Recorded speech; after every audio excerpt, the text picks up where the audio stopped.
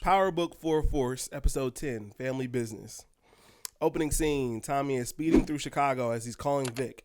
Tommy is blaming Vic for shooting D-Mac. Vic is blaming Tommy for Glow, so now there's a real war. Based on a whole bunch of lies, but we got a real war. I think Tommy was inquiring more than Vic was. Vic is hyper emotional all of a sudden. It's, this character shift out of nowhere, man. I've been saying all season. Been given, I feel like, ample examples of the lack of emotional decision making from Vic.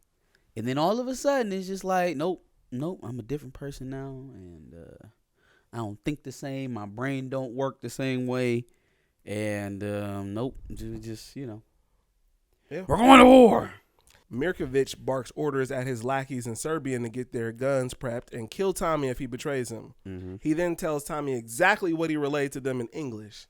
Bullshit. Diamond is at the barbershop with his journalist Breezy, and she mentions what the kids call movies and chill. Hey, yo, you got get the fuck up. What happened?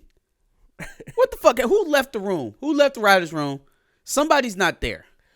Somebody ain't there. Because what is a movie and chill? Y'all not allowed to say Netflix? I don't think they're allowed to say Netflix. Y'all ain't allowed to say Netflix? I think that's what it is. That's the only explanation for that. Come on, man.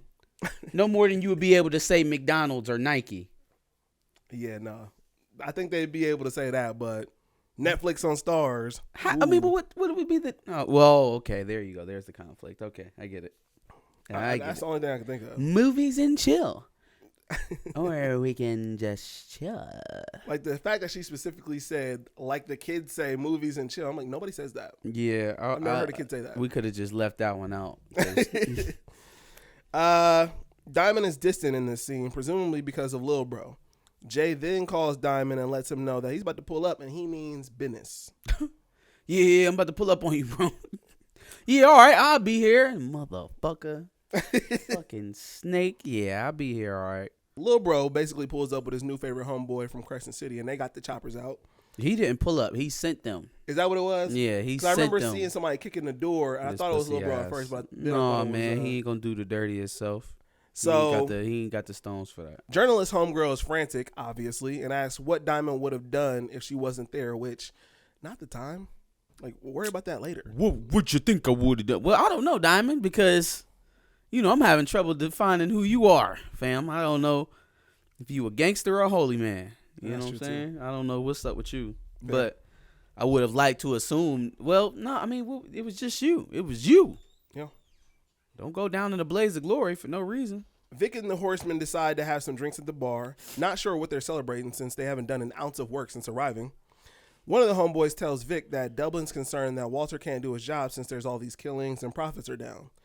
Vic tells him his father is stronger than he's ever been, and once Tommy's gone, shit will be right. 2 problems, though. 1, that's fucking cap. 2, he literally just told him that Tommy is a flea on an ant's balls. How does that make sense? So once Tommy's gone, everything will be straight. But he happens to be extremely minuscule. Okay. Where to start? First of all, do Irish people really drink this much? I don't think so. Do they? Is this just a thing? Like, I don't think so. We're Irish, so we have to drink in the middle of the day while we're planning a war room. Like, y'all haven't done anything since y'all got here, and y'all already drinking. You want these niggas to hit the streets right now, and they turn like they're lit. The conversation between Vic and homeboy, the dude from Dublin, right? Mm-hmm. Yeah, man, business is down. Oh no, but my daddy's got it. He's stronger than ever. He gonna get it. And what didn't he? What happened to all of that? You about to run the business, and that should be. No, I got it. I know where we going from here. Don't worry about it. I got us.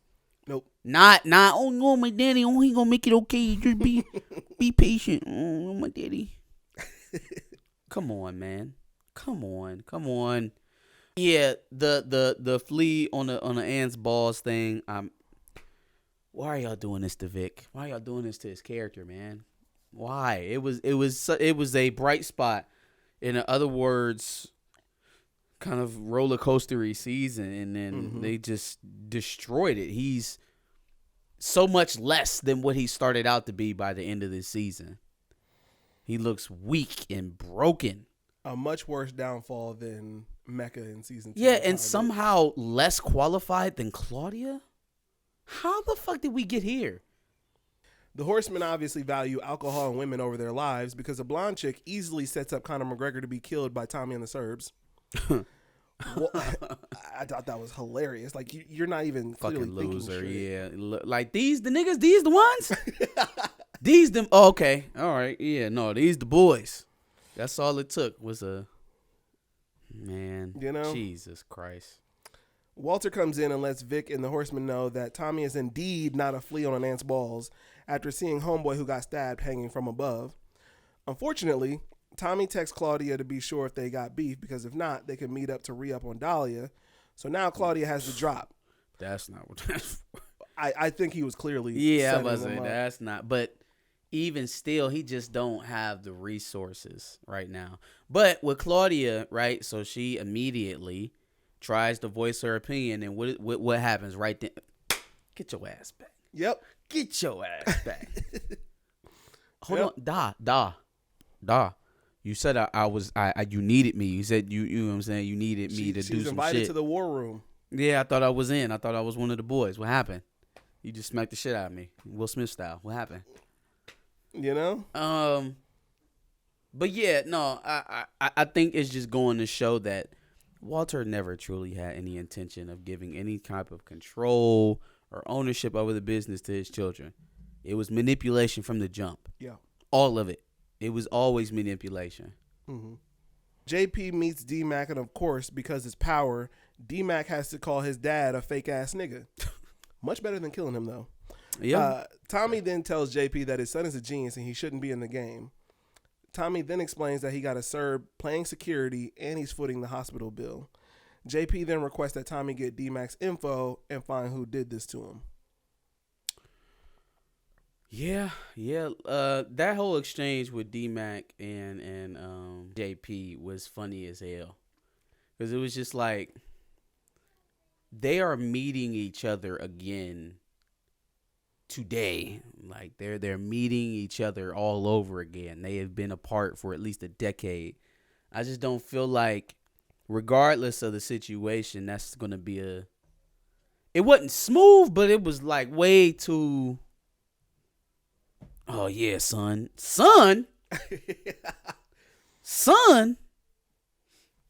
And then when him and Tommy is talking, he was like, yeah, you know, D-Mac, his name's Darnell. I'd have woke up like, hey nigga, I named myself D-Mac. Earn that. Let that man call me what he called me. Facts. Lil Bro can't get a hold of his homeboy because Diamond wants to play gangster all of a sudden. Crescent City thinks shit's sweet, but it doesn't matter no way because Diamond should already know who came after him, but I guess he probably just wanted some confirmation. Crescent City mentions that it's because Diamond got soft and didn't want to catch any more bodies. Diamond agrees, but then catches a body, which I thought was weird. Well, he don't want to. That don't mean he don't have to. Okay. All right. I give you that. Yeah, no. I was totally fine with everything that happened here. My only problem is that it didn't seem to stretch out to anybody else. Yeah. Yep. It didn't seem to extend to anybody else but homeboy. So we was a little tough on him if we just gonna turn around and do what we end up doing. But I mean, it's about damn time. I knew it was a gangster somewhere in there. Mm-hmm. Everybody doing all this talking about Diamond Sampson. I'm glad I seen something by the end of this season. I was gonna say it only took episode 10 to finally get here. Jesus. Tommy heads to JP's and notices damage in the walls. He thinks it's crackheads in the house, but it turns out it's Kate, which he wasn't too far off. Kate mentions that there's money in the walls of the house. She's also planning to meet JP, and she's excited that she finally has a grandson. Gross. Tommy pays Kate, which he always does, and leaves after a call from Mirkovich without the documents. First of all, you could have had a grandson when Tommy was with Keisha. Mm-hmm. Shit, you had a grandson when he was with Holly, technically. Because, Holly was pregnant. Oh yeah, shit, I forgot about that. So yeah, man, just chill out talking, because every time you talk, something hurtful, ends up coming out. So just stop talking so much. I really wish there was a way that Kate could be in this show and D-Mac doesn't get swept up with Kate, but there's not. So I guess we just gonna have to go along for the ride. Yeah. She's about to ruin their life. She's gonna ruin their life. Dublin is not happy about a horseman dying. Vic's great idea is to place a bomb at Tommy's crib. Okay. Fam, we went from Vic being able to work with some rando dude from God knows where that's smashing his ex, being able to kill with him, make money with him, all kind of stuff. So yeah, let's just put a fucking bomb in his apartment. That'll do it. Such a terrible Come idea. on, man. Like, it's giving season 8 Khaleesi. Like, what the what? All of that work just thrown away in an episode. Yeah. Yep. An episode and a half. Yeah. Walter wants Paulie to look for info on Tommy, but lo and behold, Claude's already got it. Vic thinks they need time to prep, which is funny because had she been able to talk earlier, they'd have had longer than an hour to plenty prep. of time to prep. Vic, Shut your mouth, girl. they'd have had at least a day to prep at that point. Vic wants to kill Tommy himself, but Walter wants to ensure Vic gets back alive, which almost certainly means in my head at that point that Vic was going to die. But, things work out. Dude is so out of his depth. He out of his depth because he not thinking straight. I don't even think that would have been that risky of a situation for him if his mind was right. Yeah. Because, we've seen him operate in those situations before. So, I just feel like this betrayal did not do the best thing for the Vic character at all. Mm-hmm. At all. And it's a little disappointing. But in any case, we're left with what we got. So, we got the Dublin hitters and we got Vic versus Tommy and 2 Serbs. Yep. Now, I get the setup. I get the play. Let's draw them in, try to wipe them out. But you need more than 2 guns, bro. Yeah. You need more than 2 guns, man. Like, it wasn't even set up strategically. All right, like y'all y'all hide out in the ceiling, and I'll draw them in, and then we'll take out 4 of them before a shot is even sent back at us. It was nothing like that. It was like, all right, let's stand behind the table and just shoot until when they come in the door. Yeah, I thought that whole scene was ridiculous, to be honest with you. Like, I get that we're playing it up to be power standard. Like, why not get the jump on them? Why not let them come in the lab, start walking around? That would have been a good time for a bomb. Yeah, I was gonna say, first of all, that's the perfect time for a bomb. The Horseman and Vic, terrible, trash. First of all, yeah, the Horsemen are trizash. Them boys guard like, boo-boo. this is who we put the call to. The fam, all that money. Yeah, no, they are Jesus garbage. They lose. Christ, who did you think you was coming to fool with? You know what you think all the guns was for? I also don't like how an American drug dealer versus the Irish mob. We all have military guns. Some of them are moving with like military precision. It was very like. I think that was supposed to be the elevated version. You know, that's what the horsemen are, but they weak. Yeah, them niggas weak and they don't wear body armor. And then they were wearing like tactical gear and shit. I'm just like, bro, okay. Tactical gear with no Kevlar. You know? With no Kevlar. I mean, them boys taking it right through the chest, splattering on the wall. Fam, what you got on? What is all of the pack? What is all of that? Yeah, no, that was wild. Like, did y'all not think y'all were going to war? Yeah, that whole scene was trash. And then Vic go home talking about, I almost died. Duh, bitch. What you thought you was going to do? It's not even like this is the first time this season that you've dealt with some shit like that. Didn't you just shoot at the Serbs with Tommy? We'll have to go back and check the comments, but there was a squad homie who left a comment on our last Power review, and he talked about how the writer's room probably doesn't have anyone from Chicago within it because the depiction of Chicagoans is that of not really being savvy or street smart. Like, there's a lot of like shit. I feel like I personally could have navigated my way to the top of the food chain in Power this season. So it's like, yeah, no, it's very, very, very hokey. You know what I'm saying? It's like, all right, Tommy is the only one in all of Chicago that can do some stuff, that can make some moves. It's very odd the way that's coming off. Yep. Yeah, that was my guy, Mr. CEAD. I think is his name. He comments on most of our Power videos. So yeah, appreciate it. I like his takes. Also in that scene, Tommy makes a mention that they're going to light it up like the 4th of July, and let's make sure Christmas is canceled. Extremely happy that he says Christmas is canceled, because that's one of my favorite things that Tommy says before he goes out and catches some bodies. But light it up like the 4th of July right before? Why are we getting our holidays mixed up? Yeah, well, it's all of that. It's only a matter of time before that shit gets racist as well. Right? Like, eventually he's going to have to kill the mechanics and say, I'm about to cancel Cinco de Mayo.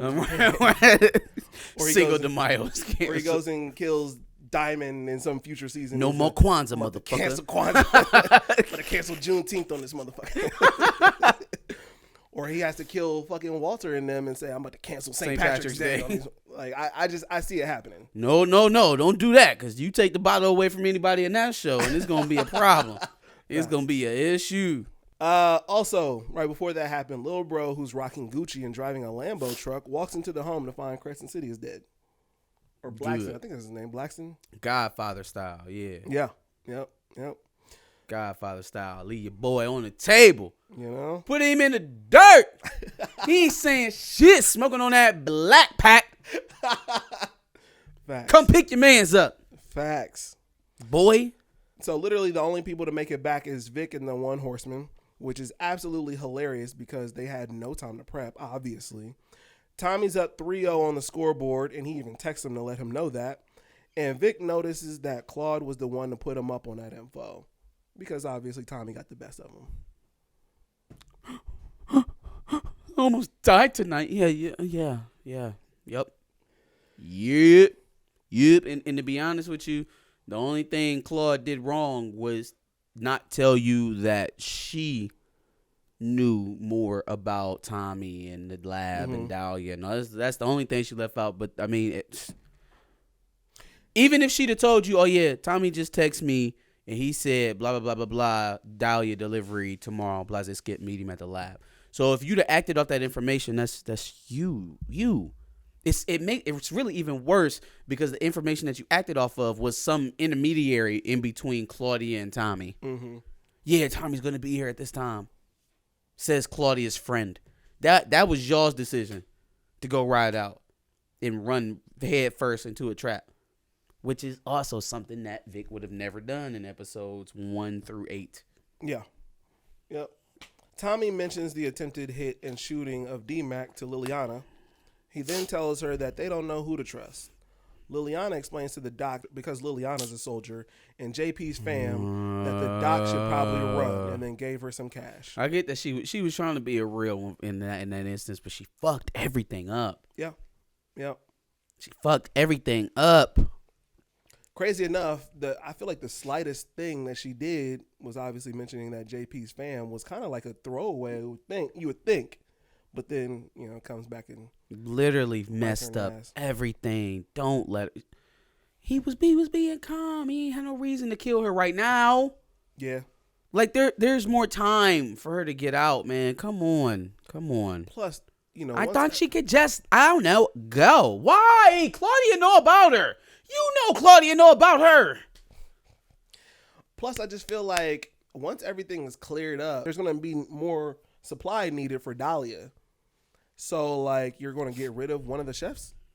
Man. I don't know. But that was a little weird, too. Yeah, there's a chance for redemption for her in all of this.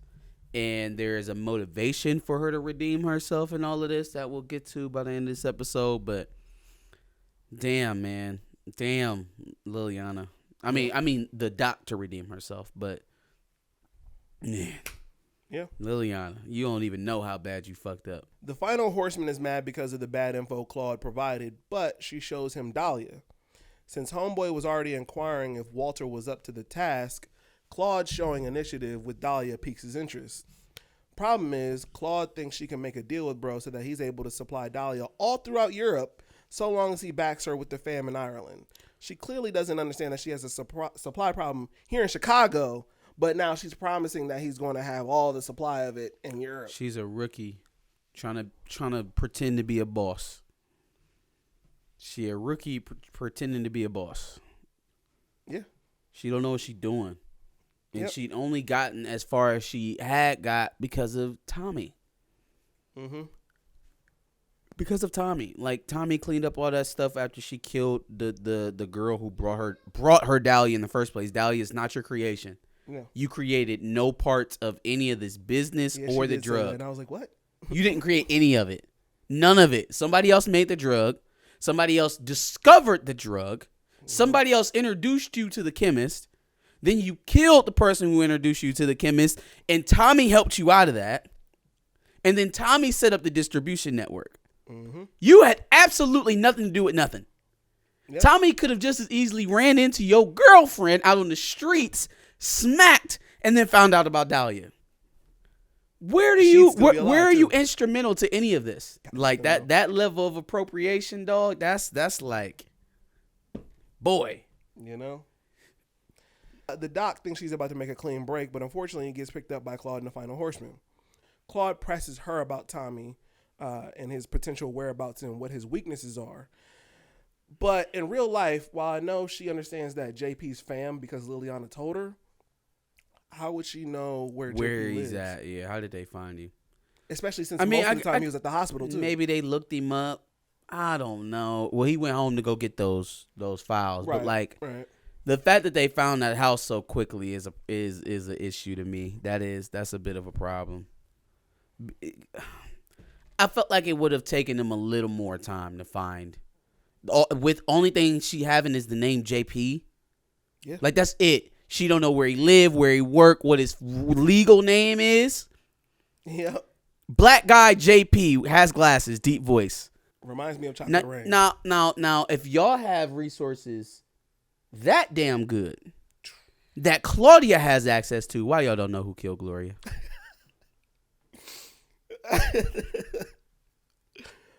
Didn't think about that, but that is hilarious.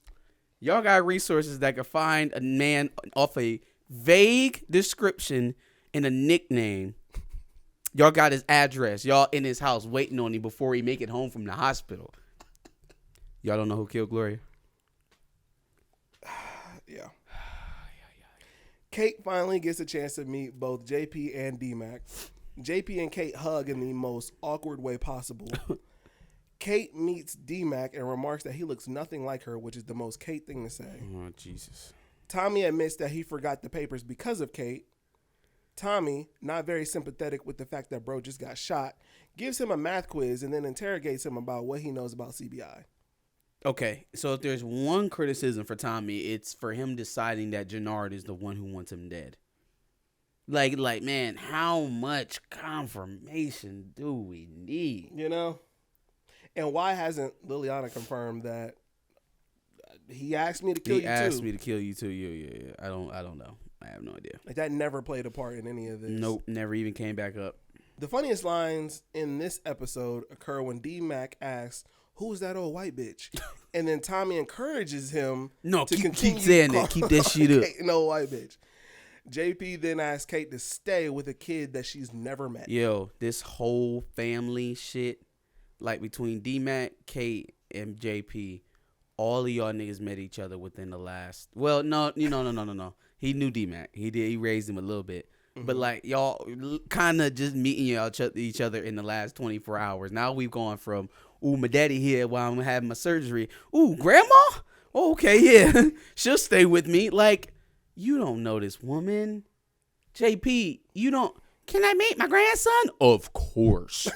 JP, get off that shit, bro, because she gonna break your fucking heart.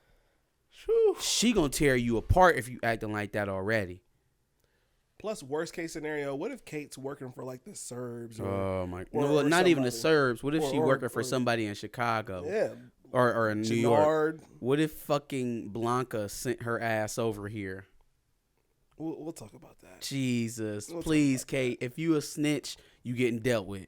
You getting dealt with. You gonna be in the Michigan River. Facts. So you better think long and hard before you come out here on some bullshit. Lake Michigan, the Michigan River. What the Oh yeah, I didn't even catch that. Lake Michigan. What the hell is the Michigan River? Lake Michigan. Lil Bro pulled up on Mirkovich and blames everything on Tommy and Diamond. Because Mirkovich has a deal with Tommy, he doesn't give a fuck about Lil Bro's BS. Yeah, like, bro, I don't give a fuck about no one you talking about. If you get it figured out, come back to me. We'll straighten this shit out. Other than that, get the fuck on. Especially since he's capping about spilling Serbian blood. No. I ain't do all that. No, you was there. You shot several of them. Several. Just to watch him scramble and try to find a new hole to scurry into. Just rat-like behavior. Yeah. You gonna go lay up under anybody who gonna protect you. You just not. Doesn't scream boss at all. Snake, rat, just rodent. You just lower than low. So Mirkovich isn't fucking with any of this until he promises a new deal. Until Lil Bro promises a new deal. The return of the Serbian pipeline with interest and a truce in order to kill Tommy, which ain't enough. Mm-hmm. Jannard then tries to also include ending Walter's beef with the Serbs as well. But this truce doesn't include helping with Diamond, which is literally the main reason he came for help in the first place. So then Jannard goes and sees the Flynns. By the way, Paulie seems to hate coloreds because he was fucking hating on Jannard at first. That was fucking nuts. The Flynns detect bullshit coming from Lil Bro, but since they're both desperate as fuck from dumbass decisions that they've both made, the Flynns and Jannard, they're listening, obviously, in this case. No, Walter's listening. True. Because Vic didn't want which is nuts, right? Because just a month earlier, could have made a whole lot of money in this meantime, but you over here bullshit. Now all of a sudden you want to work with the Negroes on the South Side. That's crazy. So what it all really was, it wasn't even them. It was Tommy. Yeah. It was Tommy. It was always Tommy. Yep. It had nothing to do with CBI. Walter and Vic realized that Jannard tried to kill Diamond, so now he's doubling down on his cappery, stating that he was the one trying to keep the peace. Diamond took a shot at me when he got out of prison. He was a lion-ass nigga. He was a lion, snake-ass nigga, bro. As fuck. We found another Dre. Dre was infinitely way better. Way better. He was a better character. I'm just saying in terms of his role to play. I can see that, though. We found another Dre. Dre's character arc ended pretty badly. Yeah. So buckle in, Jannard, because that nigga had an awful death. Somehow Jannard manages to broker the deal, but strikes out again on support against Diamond, which is basically the point of the moves that he's making. You know what? But it's so funny because all of this other shit that he's setting up, all the money moves, I'll get a pipeline back. I guess that escrow came in handy, huh? Yeah. Oh yeah, no, I'll do this for you. I'll do this. Ooh, I jerk you off over here. Ooh yeah, no, give you a reach around back here. Ooh yeah. Ain't nobody doing your work for you, fam. Yep. No one's gonna do it for you. Mm-hmm. Man up, do that shit yourself. You took a fall in the boxing ring, right? So now you can get it for real. Now we not playing no more. No more falls, bro. Be serious. Fight back. Yikes. Fight back. Diamond finally agrees to help Tommy because unfortunately these are two desperate parties as well. Mm-hmm. However, Diamond ain't sold on what he wants to do with Jannard. What you mean, bro? He tried to kill you. What you mean you not sold? Tried to kill you and your girl.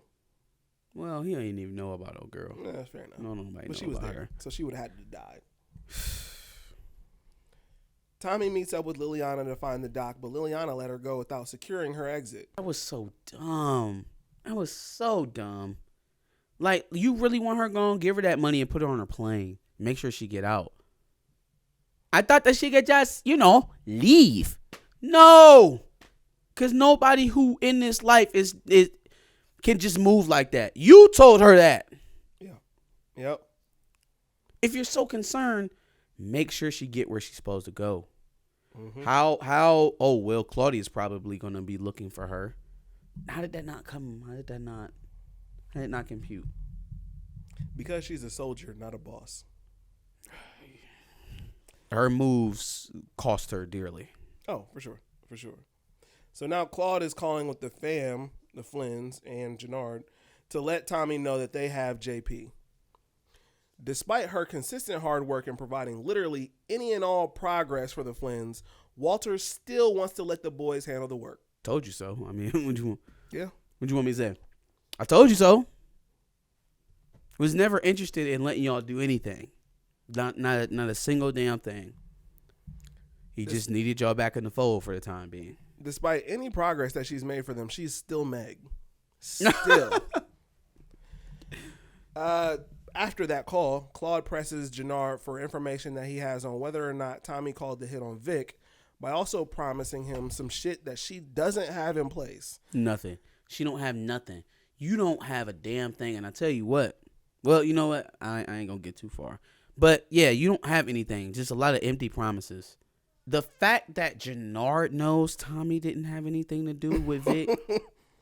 Yo, y'all look like some fucking losers right now. Y'all look stupid as hell.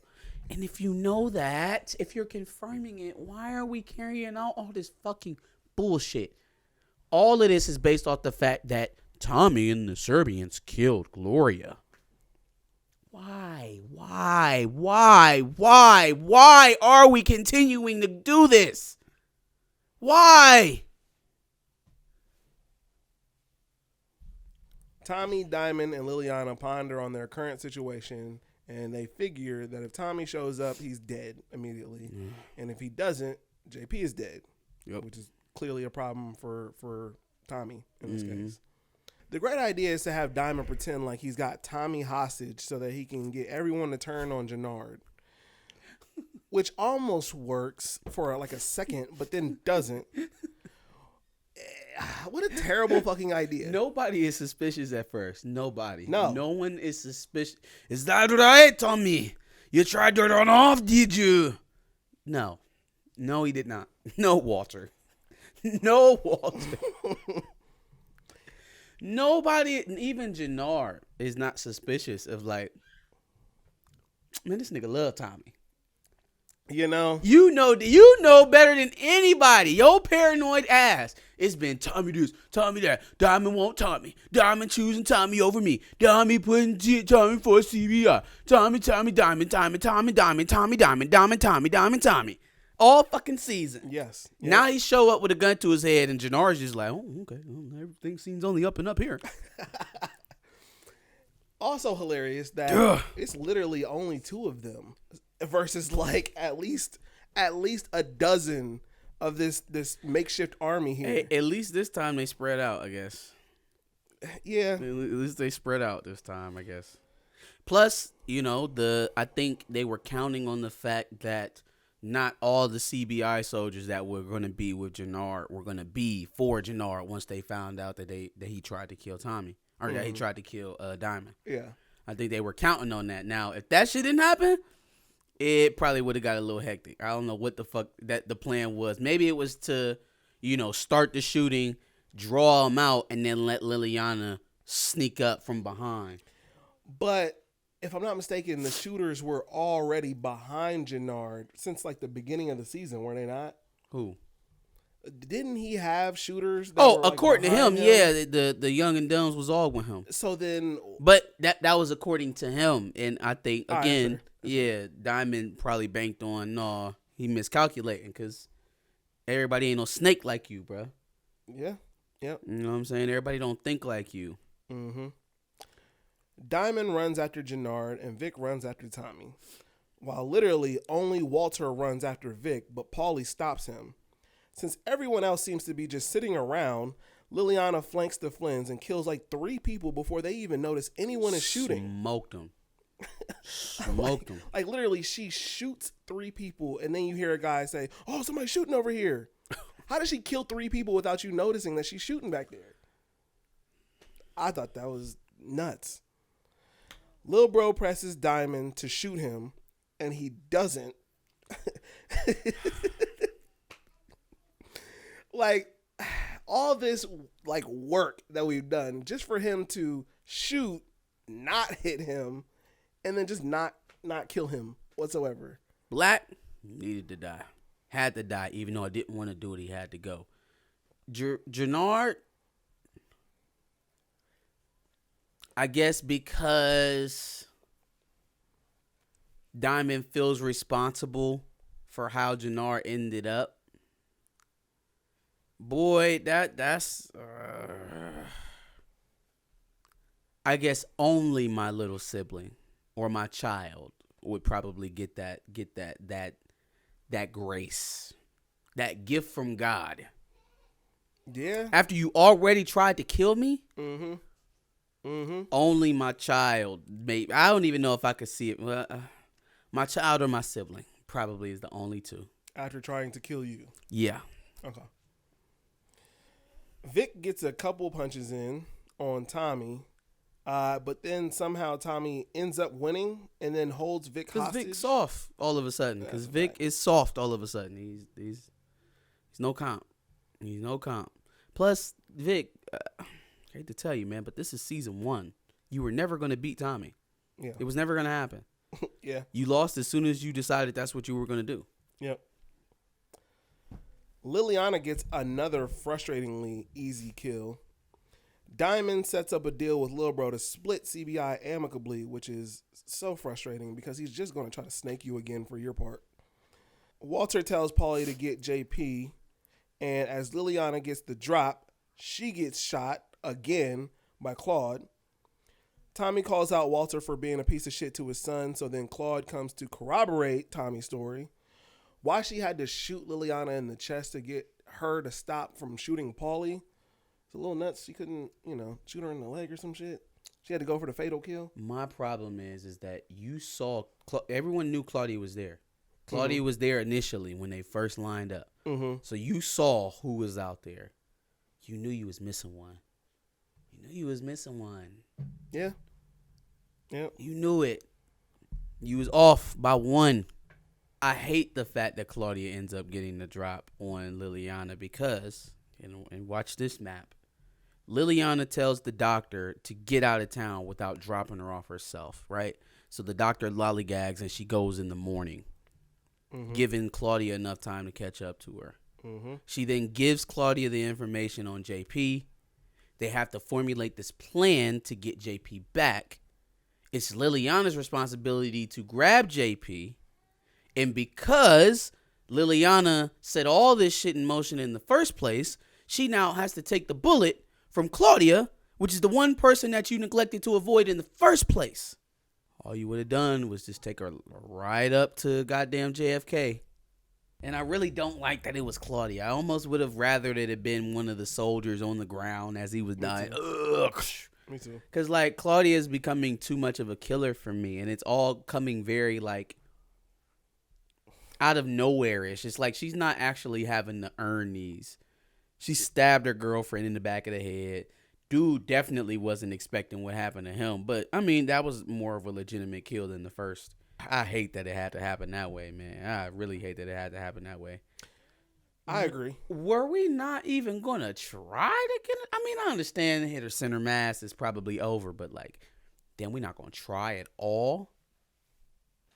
I feel like we literally sat there for minutes and watched her die. Yeah. Yep. Plus, I'm also upset that we had to see Liliana die, but neither Walter or Jannard dies. So the good character that people like, kill her off expeditiously, but the one that nobody likes, keep him. Yeah, man, I'm kind of upset about Liliana, because you are right. The other side lost nothing. They didn't lose anybody. Shit, Milkovich didn't even end up catching a bullet. No one died from the other side. And we'll talk about that in a second. Yeah. But the detectives who suck at their job are back and mention that because they don't have any info on him, which is highly improbable because he has family all over Chicago, that it's like Tommy is a ghost. Which I'm like, okay. Hey, all right. Y'all need to now stop that. Now quit. Everybody's not ghost. Stop. No, Tariq is ghost. Tommy is ghost. Tommy's ghost. Oh, yeah, no. Ghost is a state of mind. He's not really the character. It's about the mantle. Ghost never dies. Ghost is a mantle.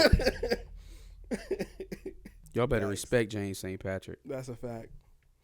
Blanca is back again, presumably because she happened to be around from shooting Power Book 2. Oh, shit. Because her appearance here literally makes no sense. Because this is happening at the same time as Power Book 2 Season 1. And I highly doubt that Blanca will be able to clear up whatever happens in Power Book 4 Season 2 when she obviously is making her appearance next season, I would assume. We don't know. We have no idea. So because by Season 2, she's already on. Okay, so the conversation between her and her new boss is, hey, look, you got shit going on here in New York, which we know she does, evident by Power Book 2 Ghost Season 2.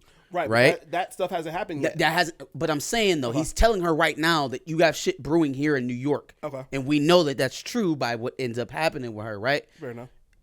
If this shit with Tommy ends up getting too hot or taking too much of her attention, it makes sense that now she's back working in New York. Okay. By the time that Season 2 of Power comes about. Okay. That literally, I was thinking either one or two things. That, because somehow miraculously she's gonna have to divert her attention. You chasing ghosts over, Jesus, you chasing spirits over here in Chicago. Come on back to New York. That literally has to be the thing that happens because she has to have something divert her attention from Power Book 4 in the next season for her to be back to New York. So that has to be the case. The other thing I was thinking of is that Tommy eventually makes an appearance in Power Book 2 at the very end. Right. So I was thinking maybe Season 1. Maybe because he went out there, he comes back to Chicago maybe. Or he catches Blanca sniffing around in Chicago, sees what she's working on in New York somehow, or catches wind of what she's working on in New York, and maybe that's how he gets a read on Tasha. Could be. That actually kind of makes sense, but do you think the writers are that good? Especially after seeing this season finale. Watch the pod, bro. All right. So Tommy, JP, and Diamond toast to Liliana. Vic and Claude hang a picture of Glow in the bar as they renounce their father and claim they move together now. So what does that mean? I mean, the business y'all's, or y'all out of the family business? Y'all about to sell Dahlia together? That's what I'm thinking. Okay. Diamond then lays out his new territory and says he ain't fucking with Dahlia.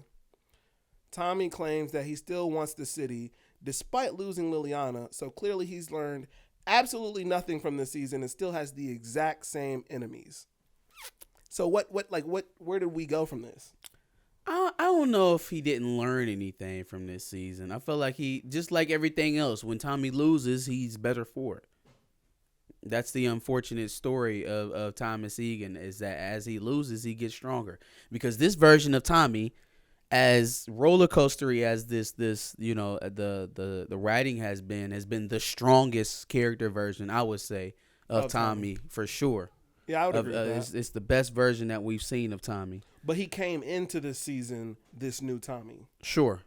Oh, you're saying no better than what he was at the beginning of the season. Yeah. But I think that just says more about the surroundings and the characters around him than it does about him.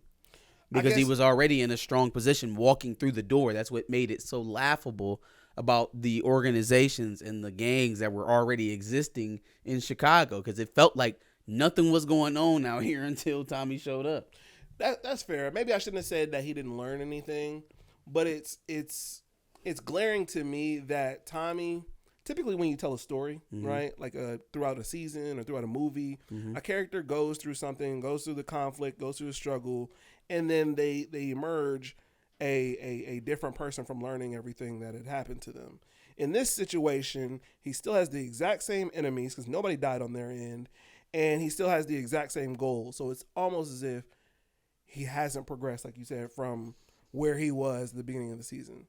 Yeah. Except now he has more family members. I guess is the only real difference. I guess his apparatus was getting too crowded. Kate showed up, D-Mac came in, so Liliana had to go. So is JP going to be the new Liliana for next season? I hope not. Or maybe, I guess, now Tommy and Diamond have a stronger bond. Because, I used to put in some work back in the day. Chocolate rain. That's the work he put in. Any other thoughts from this frustrating season finale? Only up from here, folks. Give us your thoughts on episode 10, the season finale, Family Ties of Power Book 4 Force. Give us your thoughts. Make sure you like, share, subscribe. And like the man said, make sure you subscribe and make sure you check out our playlist below for all of our power takes from Power Book 2 Ghost, Power Book 3 Raising Canaan, and Power Book 4 Force.